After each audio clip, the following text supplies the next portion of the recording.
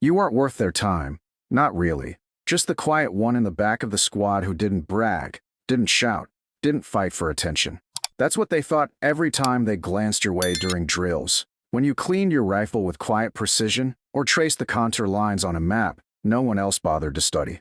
They called you Mute Turner, rolled their eyes when you skipped the late-night poker games, and smirked when you volunteered for cleanup duty instead of chasing glory.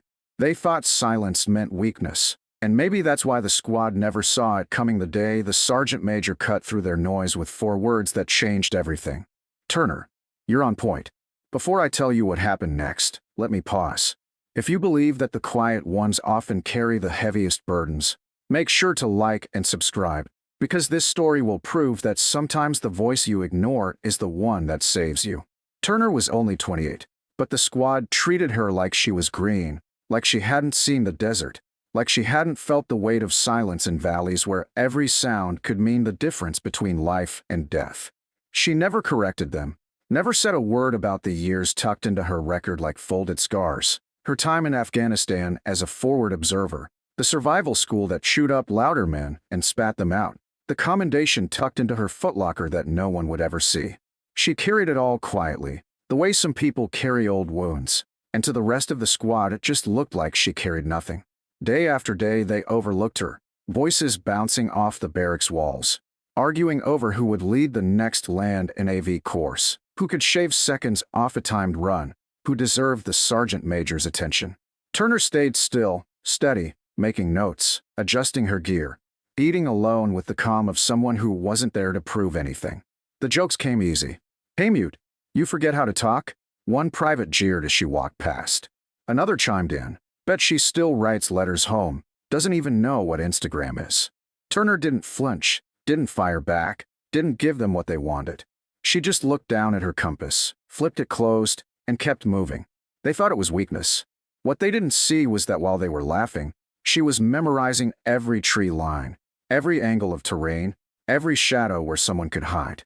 They didn't notice that she always checked the perimeter twice before turning in. They didn't ask why her boots were already laced tight before reveille. They didn't care, not until the night the exercise began. The orders were simple. Move the squad across 10 miles of thick forest, no GPS, no shortcuts, under strict time. The loud ones argued over the map, bickering about which way was faster. The lieutenant tried to rein them in, but the voices just got louder, the confidence spilling over into arrogance. Turner stood at the edge of the group, quiet as always, waiting. And then the sergeant major arrived, his presence slicing through the chatter like a blade. He listened for a moment, his face unreadable, and then his voice rang out across the night air, heavy with authority. "Turner, you're on point." The forest went silent. Every head turned.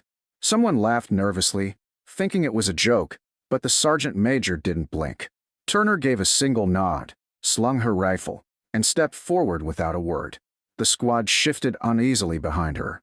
In the silence, in the weight of that moment, the jokes died. What they didn't know, what they couldn't have known, was that this was the moment Turner had been preparing for all along. And as she led them into the darkness, the squad began to realize something they'd refused to see. Sometimes the quiet one isn't quiet because they have nothing to say. Sometimes they're quiet because they've already seen enough. The forest swallowed them whole, the kind of black that erases even your breath. And for the first time all night the squad had no jokes, no cocky commentary, just the crunch of boots behind Turner's steady pace. She didn't rush, didn't hesitate, just moved like she had already walked this trail in another life. Eyes cutting between the compass in her palm, the faint ridgeline outlined by starlight, and the shadows that shifted in the undergrowth. The squad followed grudgingly at first, pride, still stung by the sergeant major's choice, whispering doubts under their breath. She doesn't even talk. How's she supposed to lead? But the whispers died when her hand suddenly shot up, flat and rigid, halting the line cold. The silence stretched only seconds before the forest tore open with smoke grenades and simulated detonations ahead, an ambush planted to punish the overconfident. They had been walking straight into it, and it was only Turner's instinct that saved them. No one laughed now. She crouched low, her face unreadable in the pale light, and without a word she adjusted course, guiding them wide. slipping the entire squad past the trap like she'd done it 100 times before. Behind her, the private who'd once called her mute swallowed hard, his face pale, his boots suddenly too heavy, realizing she had seen what none of them had. Mile after mile they stumbled while she strode, her steps cutting sure paths through mud and bramble, finding water when canteens ran dry, signaling halts just before exhaustion dragged them under. When the lieutenant's GPS blinked out completely, he cursed, tapping the useless screen like that would bring it back. But Turner barely glanced up at the stars, adjusted her compass with a flick of her wrist, and set them on course again. No panic, no hesitation, just quiet certainty, the kind that comes from scars no one asks about. The sergeant major trailed at the rear, watching in silence, saying nothing as his squad of noisemakers learned how to be led without a single shouted order. By midnight, morale was crumbling. The loudest voices who'd mocked her hours ago were now the slowest, dragging their feet, grumbling curses into the dark. Turner didn't slow. She didn't even seem winded. At one point she dropped to a knee near a clearing, running her hand over the ground. The others muttered impatiently, ready to mock her again, but when they leaned closer, their words died. Faint depressions pressed into the soil, barely visible. Blueprints, heading toward a ravine. The evaluators had planted another trap, another gotcha, ambush for careless squads. Turner had spotted it like it was painted neon. She rerouted them with a flick of her hand, taking a higher ridgeline. Down below, muffled voices cursed from the shadows, the evaluators realizing their setup had failed. The squad didn't dare say it out loud, but the shift was visible in their faces, doubt bleeding into reluctant respect, mockery twisting into unease. Because suddenly, the girl they'd dismissed as invisible was the only thing standing between them and total failure. As the hours dragged on, the forest tested them. Slopes steep enough to shred lawns. Streams wide enough to break ankles. Sleep pressing heavy on eyelids. Turner never faltered. When the squad slowed, she set a pace steady enough to pull them, but not break them. When fear crept in, she gave it no space. She wasn't loud, but she didn't need to be. Her silence carried something heavier than orders, assurance. A private tripped on a root, cursing under his breath. Turner didn't scold. She simply reached down, pulled him back to his feet, and kept moving, her face unreadable, her breathing calm. For the first time, the squad followed without argument. By the time dawn began bleeding pink through the treetops, the forest seemed to ease its grip. Turner slowed her steps and lifted her chin. Through the trees, the faint glint of metal broke the horizon. The rally point. They had made it not just on time, but hours ahead of schedule. The squad collapsed into the grass, breathless, broken, silent. Turner crouched, unshouldered her pack, and waited. Calm, steady, like this was just another morning. The sergeant major strode past the others, his boots cutting through the damp grass, and stopped in front of her. His voice was even, but heavy as stone. You want to know why I put Turner on point? Because while the rest of you were arguing, she was watching. While you were laughing, she was learning. And while you were doubting, she was remembering. His gaze turned on the squad, their heads bowed, pride stripped raw by the truth. She's carried more in her 28 years than some of you will carry in your lifetime. And you ignored it because she didn't shout about it. Turner didn't speak. She didn't need to. Her silence, in that moment, wasn't weakness. It was weight, proof, and power. The very thing they mocked had just saved them, and now every one of them knew it. The sun was just lifting itself over the tree line when the squad finally realized the weight of what had happened. But Turner didn't bask in their shock, didn't smirk or remind them of every jeer and nickname they'd thrown her way. She simply sat on her pack, wiping down her rifle with the same calm precision she had shown all night. As if leading an exhausted squad through simulated chaos without a scratch was no different than folding laundry, and maybe that was what stung the most, that she didn't need their recognition to validate what she already knew she carried. The sergeant major let the silence hang for a long moment, pacing before them with boots heavy on the dew-soaked grass, his hands clasped behind his back, his eyes burning not just with authority, but with disappointment, the kind that cuts deeper than anger. And when he finally stopped, his voice landed like gravel sliding down steel. You think leadership is about who talks the loudest, who brags the longest, who flexes when the sergeant walks by? But leadership isn't noise. Leadership is Turner, quiet, steady, unseen until the second you realize your life depends on it. His words dug into them harder than the sleepless night had, harder than the blisters rising in their boots, because every one of them could remember the moment they would have failed if she hadn't raised her hand, changed direction, read the ground beneath her feet. The private who had laughed the loudest tried to straighten up, his pride twitching against the shame boiling in his chest. But his face was pale, his mouth dry, and for once he had nothing to say. The lieutenant, the one who had clung to his dead GPS like it was a lifeline, avoided Turner's gaze, realizing that the authority he thought was secured by rank had been gutted by her silence. They had been taught the rules of discipline, the mechanics of navigation, the doctrine of teamwork, but they hadn't been taught to see the strength of a soldier who didn't demand attention. And now that lesson was written in sweat and humiliation across their skin. Turner finally looked up from her rifle, her eyes calm, steady, unreadable, and in a rare moment she spoke, her voice low, clear, carrying more weight than all the hours of barking orders they had endured. Being quiet doesn't mean being unprepared.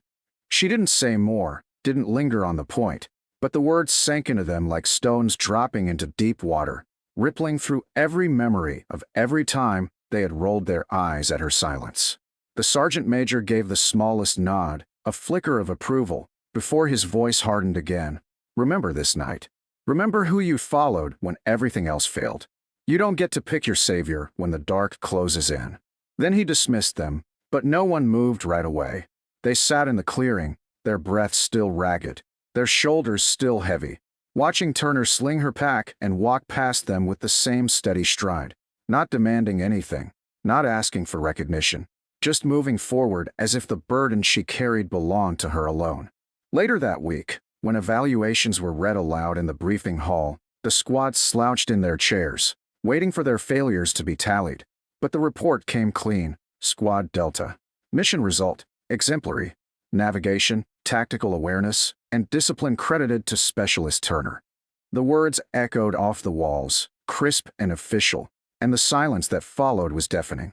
No applause, no cheers, just the weight of truth settling like a stone in the pit of every stomach. The loud private looked at the floor, jaw clenched so tight his teeth ached. The lieutenant scribbled nothing on his clipboard, his pen frozen midair. And Turner? She just sat quietly in the back, hands folded, eyes forward, as if nothing had been said at all. But the whispers started anyway. Younger recruits, the ones who had stayed silent on the march, began gravitating toward her, asking subtle questions about compass bearings, about how she read terrain, about how she had seen footprints no one else noticed. She answered simply, sparingly, never with flourish, just enough to teach, never enough to boast. Meanwhile, the ones who had mocked her found themselves stumbling over words when she passed in the chow hall, their laughter now hushed, their eyes slipping away with guilt burning in their cheeks. Turner never pressed the wound, never twisted the knife, never once threw their shame back at them. That wasn't her way. Respect, the kind that lasts, isn't built by humiliating others. It's built by being undeniable. And Turner had become undeniable. But the lesson didn't stop there. Weeks later, when another squad got lost during a night exercise and panic rippled through the training ground, it was Turner the sergeant major called for. On me. He barked, and she followed without hesitation, cutting into the forest with her calm stride while evaluators scrambled to keep up.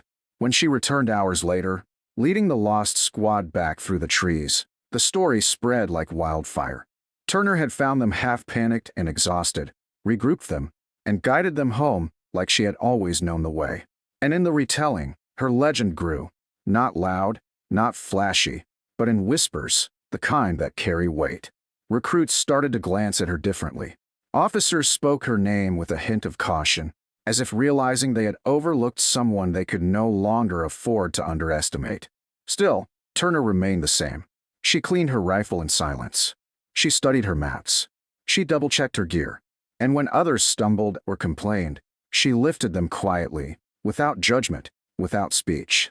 For the first time, the squad that had mocked her began to mirror her habits, walking the perimeter before lights out, checking their bearings twice, slowing down to notice details they used to laugh off. They didn't admit it openly, but they had started to follow her, even off the record. When graduation day arrived, the hall was filled with polished boots and pressed uniforms, the air thick with nerves and pride.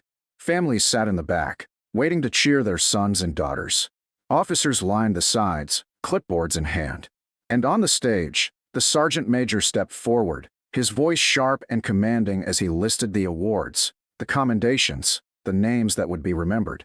But when he paused, the silence grew so heavy you could hear the hum of the lights above. He cleared his throat and said, "There's one more name. A soldier who never demanded attention, who never raised her voice, but whose silence spoke louder than the rest. When I needed a point man, I chose her, and she delivered more than any of you were prepared to give. Specialist Turner, front and center." The room stirred as Turner rose, calm as always, her steps measured as she moved down the aisle. The squad watched her, their stomachs twisting with a mix of pride and shame, knowing they had walked beside her and failed to see her until it was almost too late. She stood before the sergeant major, saluted with steady precision, and accepted the small pin he pressed into her palm.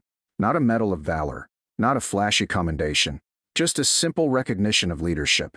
But the weight of it was heavier than any ribbon. As she turned to face the hall, rows of recruits snapped to attention, saluting her not out of ceremony, but out of something deeper, respect, long overdue, now fully realized. When it was over, when the applause finally died and the uniforms filed out, the squad lingered behind, standing awkwardly in the emptying hall. The loud private stepped forward, his throat tight, his voice rough. "Turner, I was wrong." She looked at him for a long moment, not unkind, not angry, just steady, then gave a small nod before walking away, leaving the words to hang in the air. That was her way. No need to rub salt in the wound. The lesson had already been written, and it would last longer than any apology. Years later, recruits at the training ground would still whisper about the night the squad got lost, the night the sergeant major's voice cut through the dark with 4 words that changed everything. "Turner, you're on point." They'd talk about how the squad mocked her, ignored her, treated her like a shadow, until she became the compass that pulled them out of darkness. And they'd repeat her words like doctrine, words she spoke once and never again, but words that carved themselves into the culture of every soldier who heard them. Being quiet doesn't mean being unprepared.